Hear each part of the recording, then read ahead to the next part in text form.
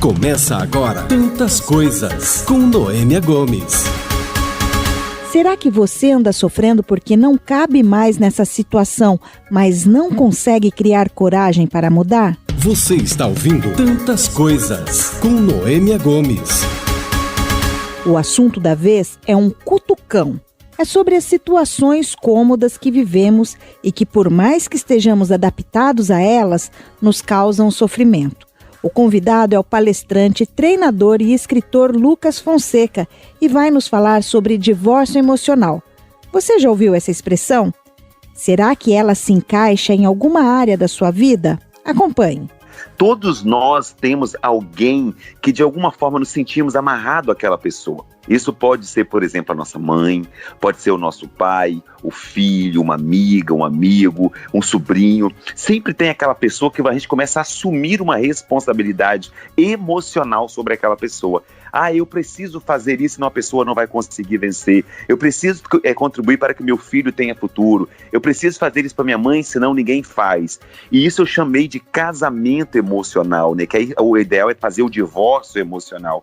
Então o divórcio emocional vem provocando todos nós a trazer essa consciência. Pode ser até na empresa às vezes, né? Quantas pessoas às vezes, Noêmia, que é doido para sair do trabalho, sair do emprego que tem, mas não consegue sair daquela situação ou daquele relacionamento porque tem um casamento emocional. Você disse que às vezes a pessoa ela se vê presa naquela relação, né, que não necessariamente uma relação amorosa, mas tem uma relação afetiva envolvida, por isso pode ser com um amigo, pode ser com alguma pessoa da família ou até mesmo com uma relação de trabalho. E esse casamento emocional, a gente pensa que assim, um casamento é para ser feliz para sempre, mas nem sempre acontece isso. Esse casamento emocional vem no sentido de levar as pessoas a sentirem presas daquilo. Aquilo é um artista, né? Ou alguma pessoa que você conhece. Muitas pessoas são casadas emocionalmente com seu pai ou com sua mãe. Quantos filhos, às vezes, não conseguem performar na vida porque, de alguma forma, assumiu um compromisso emocionalmente de cuidar dos pais? Eu não estou falando aqui sobre não cuidar dos pais, inclusive eu busco cuidar cada vez mais dos meus. Mas o casamento emocional é aquele momento que a pessoa se sente responsável por aquilo. Quantas pessoas que estão nos ouvindo devem ter um sobrinho, uma tia, alguém que você cria internamente uma vontade de ajudar aquela pessoa e passa a respirar por aquilo. Eu atendo muitas mentoradas e mentorados, empresários inclusive, que têm uma vontade de romper um tipo de relacionamento, um compromisso que tem ali dentro, e como você falou brilhantemente, não é um relacionamento conjugal, pode até ser um relacionamento conjugal, mas não é especificamente sobre isso. E isso tem feito muito mal para as pessoas. Eu quero mudar de cidade, eu não posso mudar porque senão minha mãe não vai suportar. Eu quero mudar de emprego, mas eu não consigo mudar de emprego, porque o que as pessoas vão pensar de mim? O meu patrão precisa muito de mim. Então a primeira pergunta que eu faço com as pessoas quando elas diagnosticam aonde está o seu casamento emocional, eu pergunto, né? Quem você agrada fazendo o que você faz? A quem você agrada vivendo a vida que você está vivendo?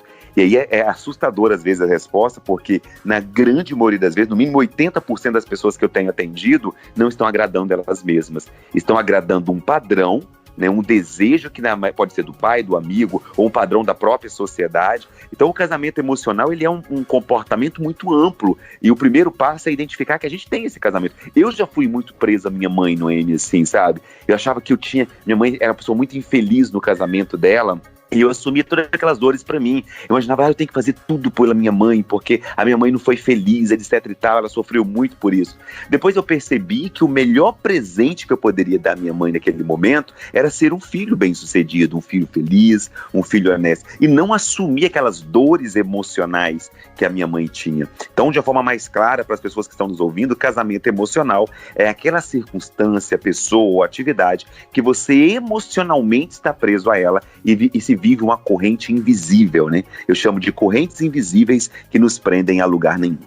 Ô Lucas, com certeza, né, muitas pessoas vivem essa situação de alguma maneira, mas algumas vezes a pessoa, ela está numa situação confortável, ela percebe que aquilo não faz bem, ela percebe que aquilo não tá legal, mas ela tem uma situação confortável. Como então a gente pode assumir? Porque às vezes a pessoa, ela está numa situação, como você disse, a pessoa estava infeliz, mas assim, a gente vive de escolhas, né? E às vezes algumas escolhas nossas nos fazem chegar num ponto que foi uma escolha da pessoa e cabe a ela de repente sair, ou então você dá ferramentas, como você disse, ser um filho bom, um filho feliz, um filho bem-sucedido, que isso também traz uma felicidade para outra pessoa. Mas como sair dessa zona de conforto? Eu sempre pergunto assim, quanto tempo mais você aguenta ficar aí? Sabe, eu provoco os meus mentorados, né, com essa pergunta, né? E você falou brilhantemente, Noêmia. As pessoas se mantêm nesse casamento, nesse relacionamento, com o pai e com a mãe, é o casamento emocional, né, deixando claro, por ganhos secundários. Ganhos secundários é tudo aquilo que a gente ganha para manter aquela coisa ruim, né? Só que a gente precisa entender que zona de conforto é um lugar que não dura muito tempo, né? Então, tudo que a gente está vivendo em alguma zona de conforto, em algum momento isso vai acabar. Só que às vezes existem aquelas pessoas que reclamam, não aguento mais, eu não consigo mais dormir pensando no meu filho, eu não consigo mais dormir pensando no meu marido, na minha sogra, etc e tal. Eu sempre pergunto, quanto tempo mais você aguenta suportar esse comportamento? Então, quando eu começo a provocar quanto tempo mais você aguenta, a primeira sensação que a pessoa começa a experimentar, eu preciso fazer algo para sair daí. Eu digo sempre, até nas minhas palestras, não basta ter vontade, tem que ter ação. E você disse brilhantemente que a grande maioria das pessoas tem vontade, reclamam, mas vivem também por ganhos secundários.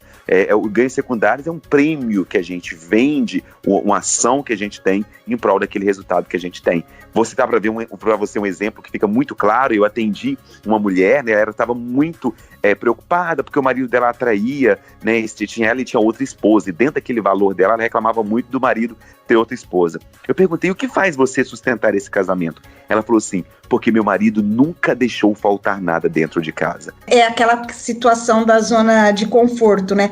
E também, Lucas, quando você vive num relacionamento assim, um casamento emocional, às vezes também é um pouco doloroso a gente tomar uma atitude, né? A gente tem a vontade, a gente sabe que aquilo não tá legal, mas até você ter a ação de mudar, isso é um pouco doloroso, né? É sempre doloroso, Noêmia. Acho por isso que a maioria das pessoas não mudam, né? Então, se elas vivem ali, é um termo até pesado que eu uso, assim, comendo as migalhas que caem da mesa e não saboreando o banquete. Às vezes é confortável ter uma mãe que está com desafio, um pai que está com desafio o tempo todo no relacionamento, está brigando, né, um filho, uma sogra, o marido, a esposa, só que está confortável aquilo ali ao ponto da pessoa aguentar, né? Então, assim, todo rompimento, além de causar ação, a gente precisa agir, a gente recebe uma fatura. Isso não é só no casamento emocional que eu provoco o divórcio emocional, mas em todos os pilares da nossa vida. Toda ação requer mudança de comportamento. As pessoas não querem mudar. E depois exige sair desse conforto. Essa fatura chega. É a gente que cria uma dependência emocional. Por isso que eu chamo de casamento emocional. Casamento no sentido de estar conectado com alguém, um compromisso com alguém. Mas é uma dependência que não é o outro que tem. Talvez quando você sair, a pessoa vai até agradecer. Muitas pessoas ficam surtadas, às vezes, ou muito desconfortáveis, que quando elas agem em prol de um término de um casamento emocional com uma empresa, com qualquer outro projeto, elas percebem assim, mas a pessoa continuou, a pessoa não tá nem aí pra mim. Eu digo, é porque você quem precisava agir, né? Então, assim, a gente sempre sabe aonde está doendo, isso é óbvio. A gente sempre sabe onde está doendo. A pergunta é, quanto mais precisa doer para você agir? Então, essa provocação para ação, no sentido de autorresponsabilidade, é cortar essas correntes invisíveis. A sociedade é muito presa a isso, Noêmia. Essa corrente dos padrões que nós herdamos da sociedade, os padrões que nós herdamos dos nossos pais, das pessoas com as quais nós convivemos. Olha que bacana essa frase que eu vou te dizer. O ambiente é uma mão invisível que molda as pessoas.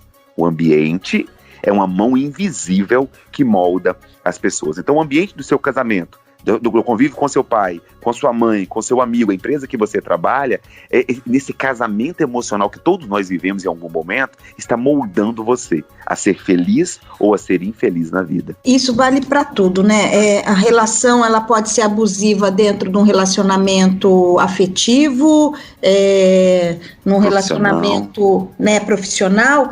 E daí você falando aí, eu me lembrei que eu conheço muitas pessoas que viviam situações de desconforto dentro da empresa, trabalhavam há muito tempo na empresa, mas já estavam ali desconfortável com a situação, mas confortável de certa forma pela dependência que criaram do ambiente. Mas depois que saíram, eu ouvi o relato de que existe vida depois disso tudo. Olha que incrível. Essa é a descoberta do divórcio emocional.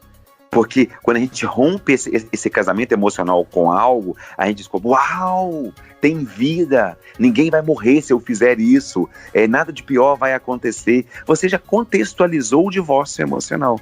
Então as pessoas ficam presas àquilo ali, eu tenho tantos anos de carreira, eu não posso largar isso. E sabe que bom que você traz esse tema hoje, parabéns por você trazer, porque as pessoas estão sofrendo na pandemia, falando profissionalmente agora, exatamente pelo casamento emocional. Estão presas àqueles comportamentos. Você estaria eu como exemplo, Noêmia. Eu sou um palestrante, né, sou treinador, atuo um bom tempo, mas eu era uma pessoa altamente offline. Eu era uma pessoa de palco, né, o tempo todo dia palestrando em cidades diferentes, em vários estados do Brasil.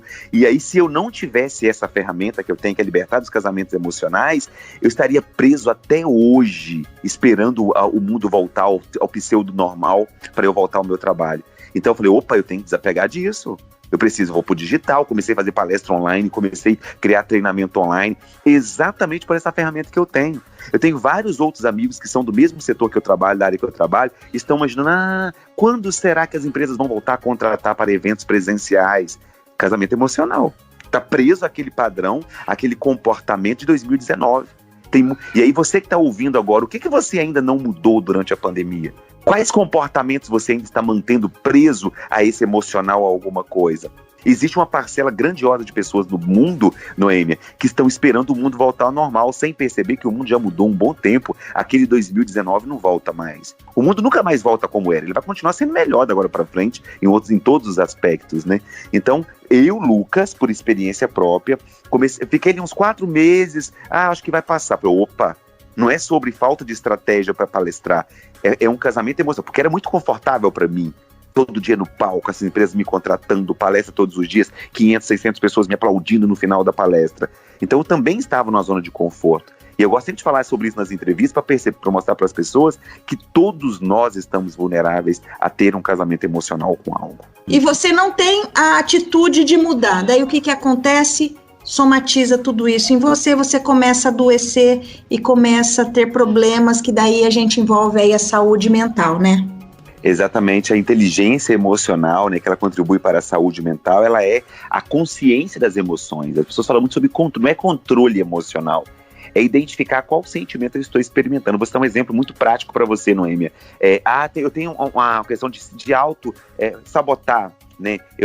Procrastinar. Eu estou procrastinando, eu não consigo fazer nada. Eu marco uma dieta, não consigo fazer. Eu preciso bater a meta na empresa, não consigo, eu estou procrastinando. Às vezes eu dou um susto nos meus alunos e falo assim, você não está procrastinando, você não cabe mais aí.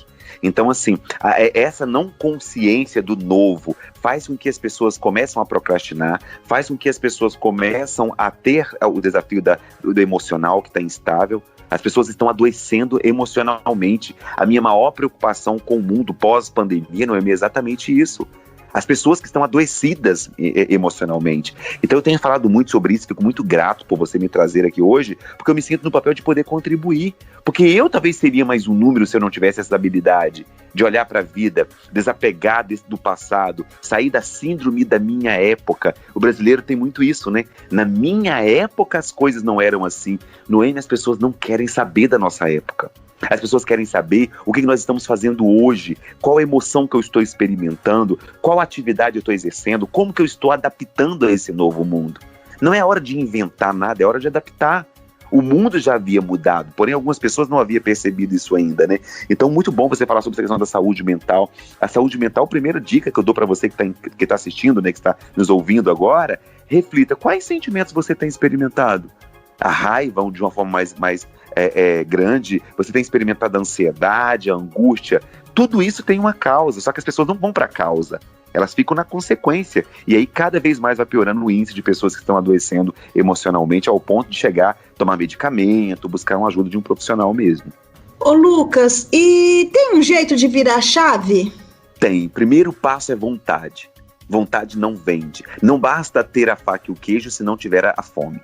Acho que isso responde tudo. Não basta ter a faca e o queijo se não tiver a fome. Primeiro é vontade. As pessoas que mudaram radicalmente as suas vidas tiveram algo chamado vontade, porque vontade não se ensina, Noêmia.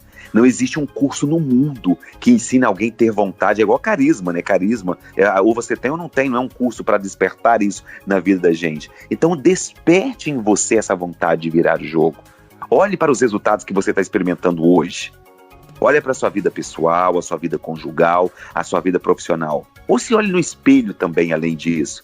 Você está satisfeito com esses resultados? A sua vida está na plenitude? Você olha para seu saldo bancário, seu relacionamento, o seu emprego. Você se vê realizado com isso? Não, Lucas, não me vejo realizado. Por exemplo, no meu trabalho. Então, ative o senso de inconformado. Eu não quero mais isso para mim. Eu não caibo mais nesse lugar. Eu preciso buscar outro caminho para eu percorrer. Por esse simples ato que eu acabei de ensinar agora aqui, Noêmia, já começa a aparecer outras oportunidades. O que cega as pessoas não enxergarem outras possibilidades é que estão tão presas naquelas correntes invisíveis que elas estão vivendo que não conseguem enxergar.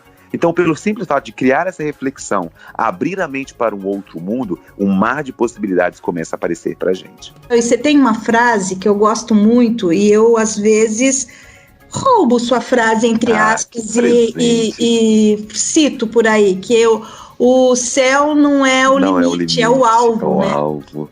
Que presente saber disso, Noêmia. Eu não sabia que você estava me presenteando, promovendo a minha frase. Essa frase tem um significado muito especial para mim, né? Porque não existe limite na vida, né? Existe um padrão mental, o céu é o limite. Eu falei, eu quero que o mundo saiba que o céu não é o limite. E que bom que você está contribuindo para isso. Porque o limite está na mente. Não é olhar para frente nem para o lado, é olhar para cima. É buscar energia que a gente pode. Ninguém consegue chorar olhando para cima, Noêmia. Isso é cientificamente comprovado. As pessoas estão cabisbaixas, estão chorando emocionalmente, sofrendo cada vez mais. Experimente, para quem você que está ouvindo agora, fica durante 1 minuto olhando para o teto do lugar que você está, ou para o céu se você tiver em um espaço aberto. Se você ficar 1 minuto ali, ou 30 segundos apenas olhando para cima, a gente já começa a mudar todo o nosso estado interno. Eu faço isso como técnica, às vezes. Às vezes estou estressado, um monte de coisa nas minhas empresas começou a dar errado, ou um desafio que eu faço com meu filho, minha esposa, eu fico olhando para cima, assim, durante 30 segundos. Paro, reflito, sinto, experimento todo aquele sentimento. Em questão de segundos ali, o meu estado interno já mudou. Então, por isso que eu quero que o mundo saiba, fico muito feliz que você está fazendo isso, que o céu não é o limite, o céu é o alvo. É para cima que a gente vai olhar, é para cima que a gente vai buscar energia. Então a gente não precisa criar limite, porque o único limite que existe na vida está na nossa mente. Aquilo que eu acredito, eu me torno. Espero que esse bate-papo possa te ajudar a perceber algumas coisas na tua vida que precisam de atitude. Tudo que a gente vive é reflexo das nossas escolhas. Muitas vezes esperamos que as soluções caiam do céu, mas não queremos pagar o preço. Para que o milagre aconteça, também é preciso pagar o preço. Que este conteúdo caia em solo fértil e te faça brotar emocionalmente. O melhor está por vir. Se esse episódio te ajudou, ajude outra pessoa também. Compartilhe. Até a próxima. Você ouviu Tantas Coisas com Noêmia Gomes.